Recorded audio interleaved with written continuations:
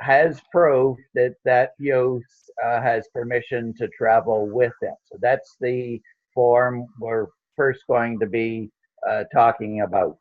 Um, I asked Lucy Bray related a story to me recently, which actually is a classic story in terms of the need for and the use of this kind of a document. Whoever that is, please turn off your mic. So I'm going to ask Lucy if she would start off by describing. She actually has two different situations, both of which are involved with travel documentation. Somebody's got two things on.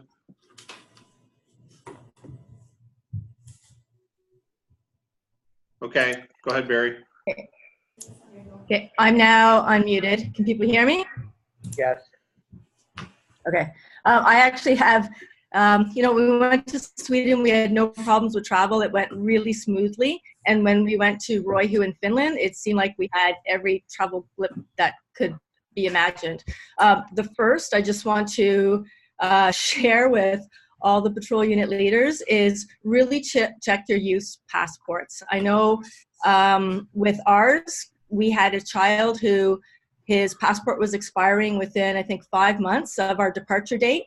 Didn't think anything of it because I didn't get the passport information until just before our trip. And our group commissioner was doing all the paperwork on my behalf. And then the 24-hour check-in before the trip, I looked at his passport, saw the date, and I went, uh-oh. We knew it was probably going to be a problem. He went to the airport early. We couldn't do anything because it was like 10 o'clock at night when I noticed it.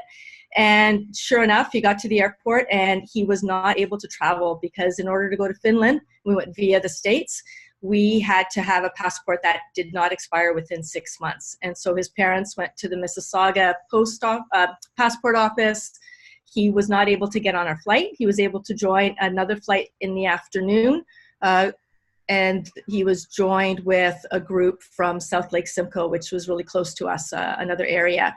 And there were 3 of us adults and 9 youth, and one of the adults stayed behind, and they were amazing at accommodating us, and he made it there, but he came very close to not making it to Finland. And it was an error on my part for not having been really clear in terms of seeing the passport ahead of time. Because with the Roihu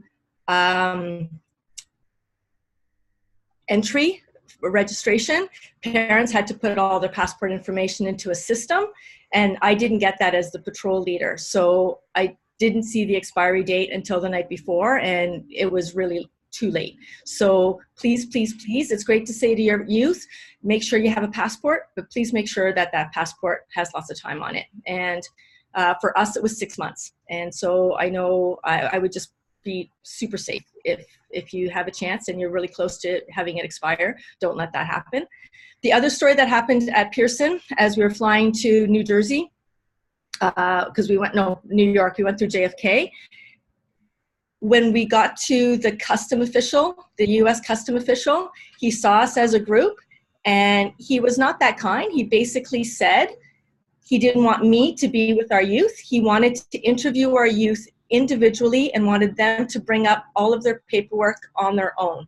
So I had to pull out that form that Barry was talking about, hand it to all the youth with all their other documentation, and they had their passport. And they went up one by one, and he interviewed all of them because he chose to do that. And so again, we didn't experience that when we went to Sweden, but this particular custom official just felt the need. So make sure you have that paperwork, because I think if I didn't have that paperwork, we would have had a problem. The other thing to remember too, if you've got a youth where parents are split up, we made sure that we had consent from both parties, because one of our moms who has the majority of custody, she was very adamant in the beginning that she was the only one that needed to sign it based on their court documents, and she provided me the court documents. We didn't take any chances. We had mom and dad sign the paperwork, and I'm glad that we did, because we went under that extra level of scrutiny. So it wasn't a good feeling. I knew my kids would give the right answers and not like, yeah, she's taking us somewhere. We were in uniform. We had our neckers. We had our full uniform. And yet our kids were kind of subjected to that. And they did beautifully. We actually had an incident where one of our kids was on a no-fly list. And, you know, when you fill in all the electronic stuff and you either get a big X or you can just hand your paper to the custom guy, he had a big X. And that was somewhat unfortunate too, because then we had to take him to another room and he was interrogated. And because of his age, his name didn't match the person who's on the no-fly list, and they let us proceed. But we did not have an easy time getting through Pearson when we first left. It was very interesting. So another thing that happened to us, and I should have said this when I did my packing video, for those that are flying, and my apologies because I know I'm driving and I wasn't even thinking about flying at the time, make sure you have your youth pack in their backpack what they're taking on the plane, an extra change of clothes, any medications, things that they're going to need for maybe a night. So what happened with youth that was on that later flight, when he arrived in, we had a bus that was waiting to take us to our home hospitality, and we were with a Japanese group. And the bus driver was great in letting us wait. And I was getting texts from our other scouter who had traveled with him saying they lost Dakota's bag. And it's like, what do you mean they lost Dakota's bag? So they were in line waiting to fill out a claim form. And again, luckily, I had all the information and the exact address of his home hospitality host. So I was texting it to my fellow scouter so that she could fill out the documents. And they were telling him he was going to have to wait a couple days to get his bag. And then as they filled out the paperwork, they were in a long, well, not a long line. Apparently there were people in front of them. When they filled out their paperwork, there was a gentleman that came over to them and said, hey, there's a bunch of backpacks that are on a different conveyor belt. Why don't you check there? And if that gentleman hadn't said that to them, they would have left without their bag, because all the people ahead of them, there was a Finnish hockey team in front of them. All of their hockey bags did not get claimed. They had to fill out that claim to get it later. And Dakota almost didn't get his bag. And I know when we arrived at Royhu, there was a group, I think they were Canadians from maybe the Yukon or Northwest Territories. They didn't have their bag for a few days. So just be prepared for those that are flying, especially if you're having connecting flights. Things can go wrong. If something happens to your bag, you'll get it eventually. But if you don't have it right at the carousel when you're ready to leave the airport, make sure that you're prepared and you've got a backup. That backup is going to be really important. So a change of clothes, whatever you think you might need for the day, things like sleeping bag, all of that stuff, they can figure it out when you get to camp. So we had an interesting trip coming home too, in that we went through Chicago on the way back. There was a flight delay. There was the airport, O'Hare was closed for 2 hours because of weather. There was a torrential storm. Our flight was delayed. Every flight was delayed. We had to go through customs, get our bag, put our bag back on a trolley, get on our flight. We had a 3-hour window between flights and we missed our next flight. So we spent 2 days in Chicago because I was traveling with minors and we couldn't just put them on individual flights. So my kids got an extra 2 days in Chicago on the way back from Royhu. So it was interesting. It was like that planes, trains, and automobiles. It was like anything that could go wrong with flights seemed to happen to us. And again, we've traveled before, and I've been to PJ and I've been to 2 CJs with youth, and Sweden never had a problem with flights. But it was just, Royhu was exceptional. Thank you, Lucy. That's great. That's a great lead into the topic, and certainly you illustrated Murphy's Law of what can go wrong will go wrong. I'm going to introduce George Craig. George is a lawyer in the city of Barrie. For us in Barrie, this is our fourth World Jamboree coming up.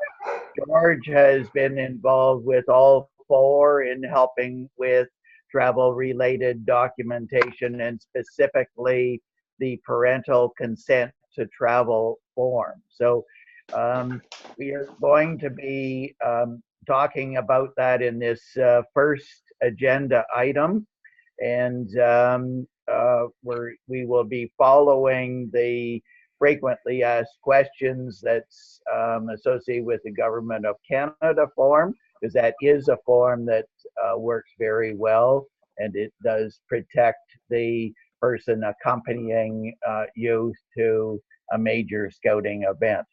So, George, would you like to say a couple words about yourself? Pleasure to meet you. I was never a scouter, but I think they're great folks. I know Barry, and I've enjoyed meeting the families over the last few years when we've signed up the consent form. I know how difficult it is for the parents to put themselves in that situation that Lucy found herself in, where things aren't going quite right, because they know who's in charge and they assume that one signature might be sufficient. So what we're going to try to impress on you to pass on to your parents is how important it is that they do get their ducks in order and have things properly signed. It makes life easier if and when a problem arises. Okay, thank you, George. I'm going to ask questions from the frequently asked questions, and George is going to answer. If there's questions and you want something expanded, please jump in. I know you'll need to unmute yourself to do that, but that's okay. So the first question is, what is the purpose of a consent letter? The government refers to it as a consent letter. Do you want me, hey guys, just before you get going, do you want me to share my screen to show what that is? Because I've got it here. Would that be helpful? Yes, please. Okay, so give me 1 sec. You guys can start, and I'll just get it set up while we're going here.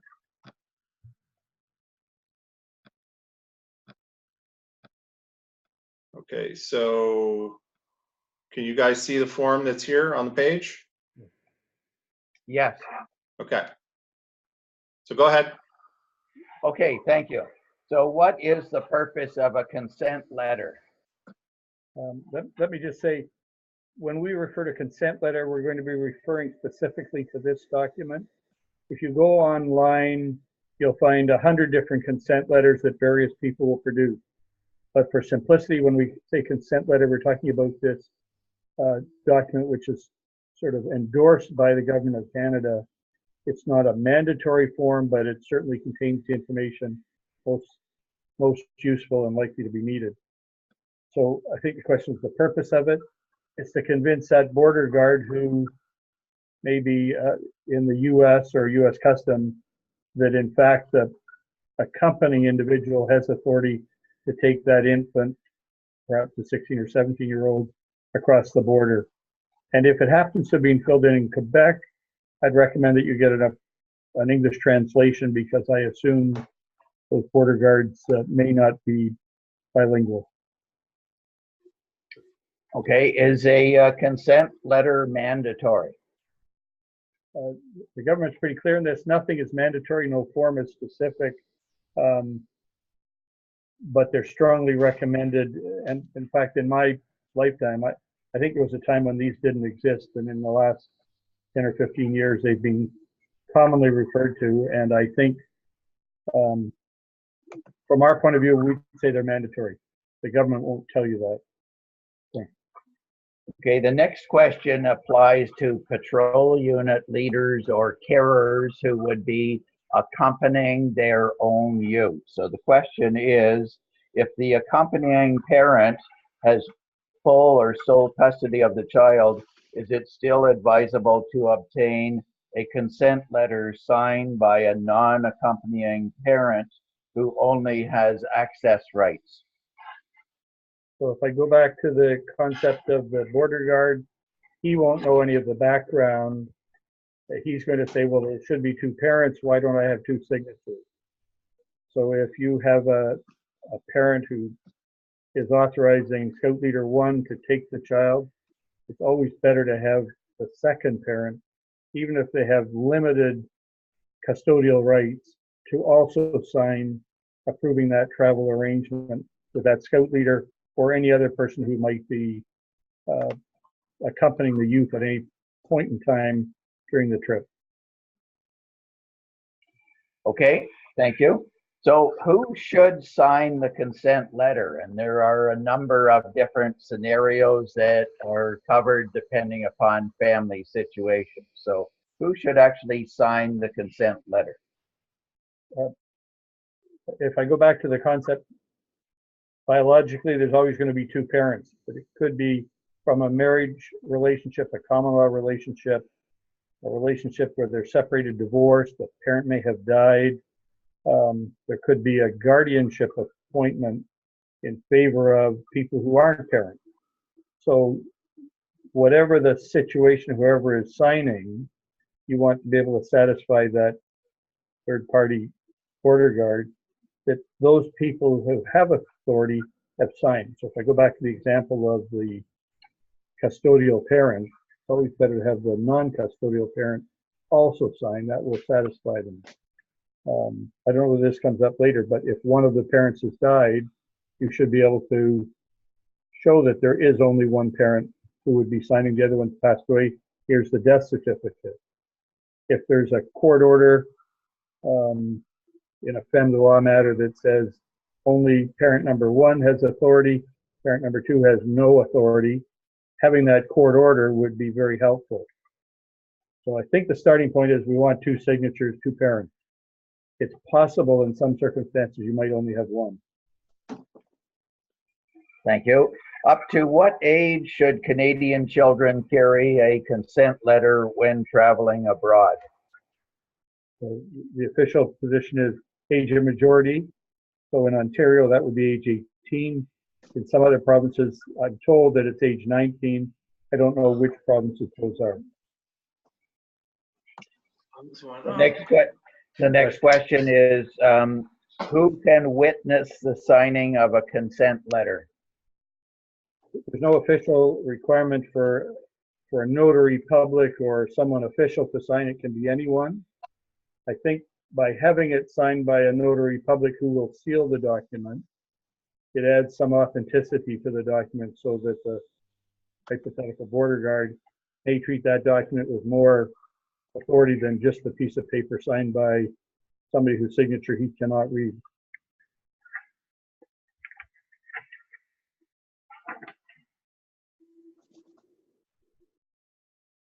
Barry, in the chat box, there's a question about a parent that lives 6,000 miles away or kilometers away. Right. Could you repeat that? In the chat box, there's a question about one of the parents living 6,000 kilometers away from, so the child is, one of the children coming with me lives 6,000 kilometers from his dad. So I think wanting to know, that sounds like another country, whole situation. So that kind of circumstance. There is some reference to that kind of situation in the material. I'll just touch on it. Theoretically, you could have a child that's a Canadian citizen with a Canadian passport, but he may also have citizenship in some other country. And that could raise some difficulties. So if you have that situation, I think you need to look further into it. In the situation where you have one of the two parents is not available, it is possible to have that form signed and completed by the absent parent and sent back. That would be preferable. If you arrived at the border and said, well, we didn't get parent number two to sign because we couldn't find him, or he was 6,000 kilometers away, then that could raise some questions which you'd want to try to have an answer for. The easier answer would be try to get that parent to go before a notary public in the jurisdiction where he's residing, have them sign the form saying who is authorized to accompany that child to the U.S., for what period and to what destination. So I hope that helps. Okay, next question. If a child is traveling with several adults, which will be our situation in some cases, none of whom are the child's parents. And for example, could be relatives, but group leaders, parents of a friend, etc. Should they all be identified as accompanying persons on the consent letter? Yes, where there are multiple accompanying individuals, they should be named. If it's possible that those accompanying individuals might separate, for example, this is not exactly the same. Two parents take their child down to the States to the conference or the World Jamboree. One of the parents stays in the States and the other one's coming back. You want to have separate documents to authorize that one individual to travel with the child, or in the case of multiple accompanying scout leaders, it would be nice to have them individually signed so that scout leader number 2 could travel with that child without any thought of having to have other people accompany. Okay, next question. Can a parent fax or email a scanned copy of the letter to the accompanying person? The technical answer is yes, although it's not as good as having an original. So again, we're reading Government of Canada documents, and we're anticipating what will happen in the US. As I said before, there is no special form. So having something is better than having nothing. Always the original signed sealed with the notary seal is preferable. If one parent is deceased, what document should a child carry when traveling abroad? We covered that partially a few minutes ago, but do you want to answer again? The death certificate for the deceased parent would certainly help explain the fact that there's only one signature. There is one other document that's recommended by the government, and that is because there's nothing on the passport for the child explaining who the parent is or parents are. They say if there's any concern that you might have the child obtain what's called the long form birth certificate. That's the form filled in at the hospital where it says the father is X and the mother is Y, and that would go a long way to confirming who in fact was the parent. There is a cost and there's quite a lead time to getting that form. So that would be the practice of perfection. In the case where there's one parent missing because of death, it might be helpful to have that for the surviving parent. Is it mandatory to have the consent letter witnessed by a notary?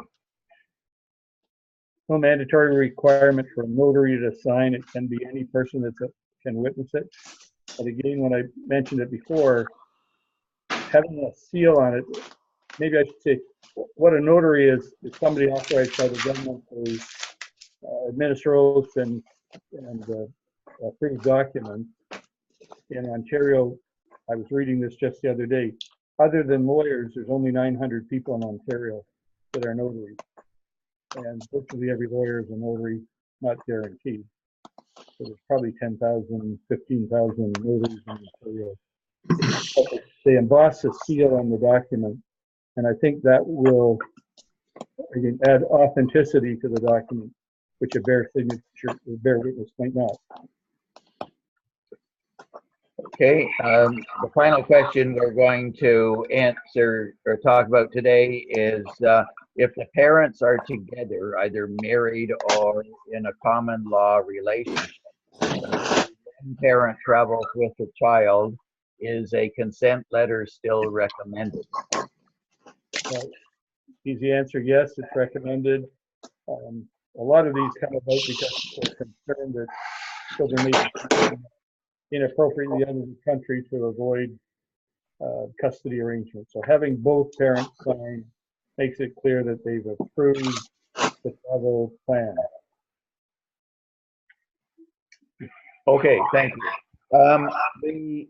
In the past 3 World Jamborees where I've been involved with the local contingent, in all of them, we have completed the Scouts Canada parent guardian consent form, and that will be the case again for this World Jamboree. The question has come up from various sources. Is that form an alternative to having the consent letter that we have just been talking about? And could you switch over to that, Chris, please? The Scouts Canada consent form. I did send you two documents that are page 1, and that's it. Yes, yeah. So that's the form that we're referring to, and so the question is that an alternative? And I'm going to let George talk about that for a moment. I think it's a great form, especially because it grants approval to have medical treatment for the child, and I think that's given to the scout leader. But it does not duplicate what the travel consent letter does, which it indicates who might be accompanying the child. That could be somebody other than the scout leader. I don't think it sets out the destination and the duration of the trip. So you're far better to rely on the Canada form. It's the one approved by the government and the one most likely to be appropriate. So I think you would end up having both the scout form. I think on its wording, they don't want it amended. And in addition, you'd have the consent letter for travel.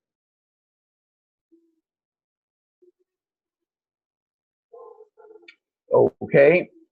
And then another question that comes up in a last minute emergency, is a handwritten note an acceptable alternative?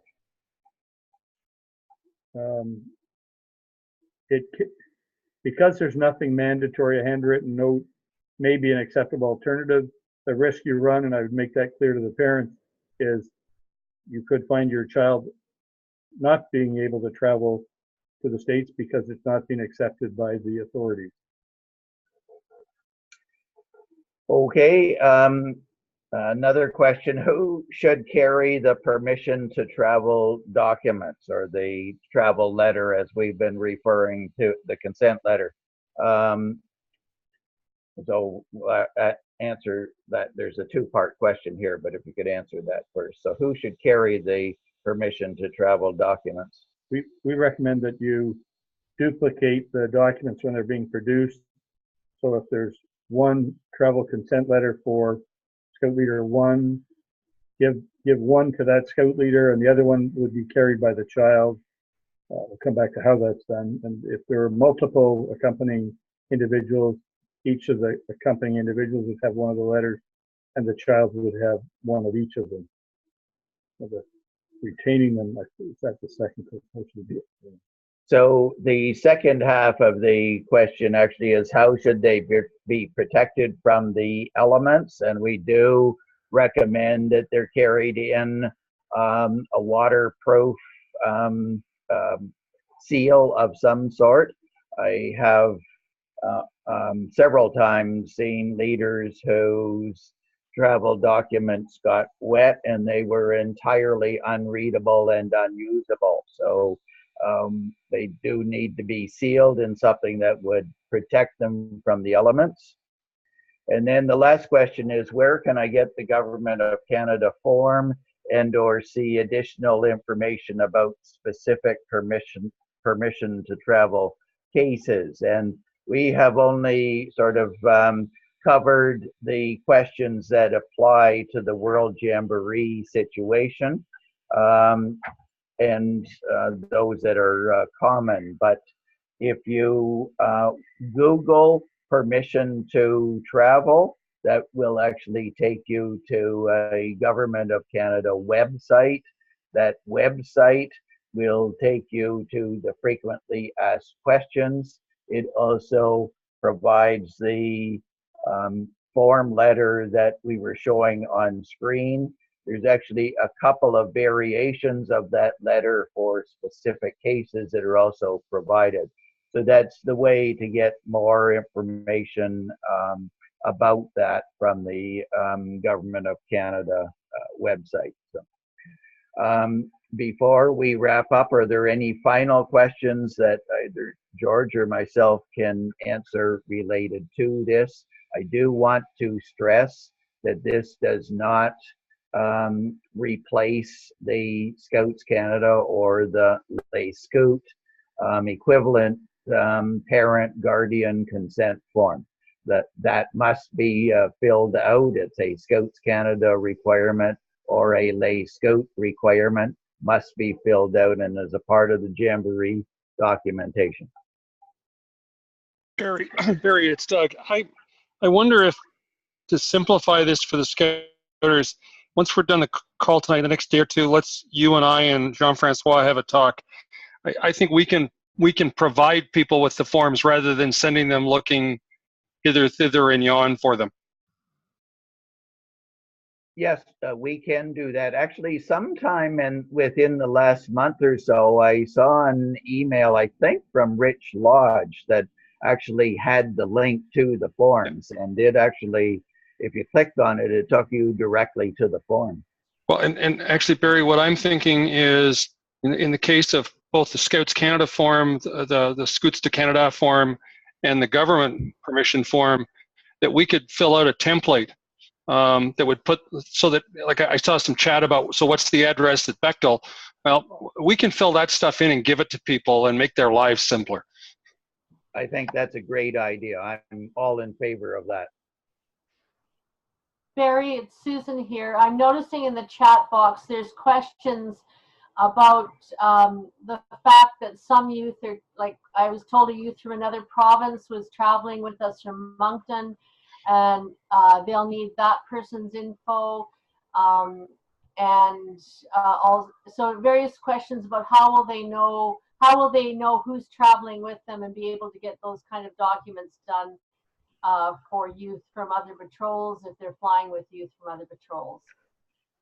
Okay, to answer that question, with past jamborees, we have had some youth who had multiple forms because they were doing border crossings with different people. And so they always need a form that is for the person that is actually accompanying them. So, and the form is not easily customizable so that you can get multiple accompaniers on the same form. So we have always had a separate form for each case where the youth was going to be doing a border crossing with a new person. So the question, Barry, is how do they get the names of who they're traveling with? Like, so it's how do they get the information they need in order to have that separate form? The travel team will be able to provide that. Now, the service and support team may need to support this process, but as we get closer to the Jamboree in June, we will know exactly who is traveling where and who else is on that same mode of transportation, and therefore we'll know what young people are on that mode of transportation and what adults, and we match up the adults with the youth, and then that's the point where the travel document should be prepared after that is known. So, okay, so how soon can they anticipate that? I would say in June. Our problem right now is that there are still changes occurring in the Canadian contingent composition. And because of that, there are some travel questions that aren't finalized yet. And we can't finalize the travel documentation until the travel plans or the itineraries are known exactly. Okay, and there was a question about a youth traveling alone and sort of How does that work? So the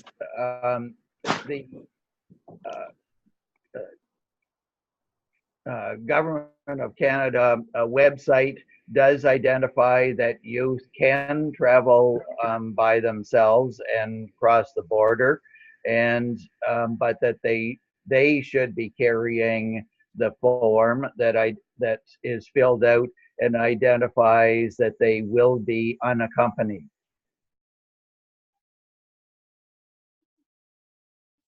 Again, Barry, I think this is a perfectly good reason why we've got to have another quick conversation rather than have all the unit leaders figuring out how all this works. Let's, and I've already had a couple of email exchanges with Doug Reed tonight. So I think we need to just tidy this up, and we can give people the instructions so that they don't have to go looking for stuff, so that when, for example, the scouter who's got a youth from PEI, we'll get all that packaged to the instructions so that everybody understands who has what by when, so that it's simpler than everybody having to figure out for themselves. Okay, that's great. That'll be a big advance from previous jamborees. Well, that's apparently why you have me sitting around here. Thank you. So with that, I think we can wrap up on this session and move on to the next session. And I'm going to ask Chris Case if he would provide his own story related to border crossings, specifically into the United States, with young people. These were not scouting young people, but it still is an anecdotal story which illustrates the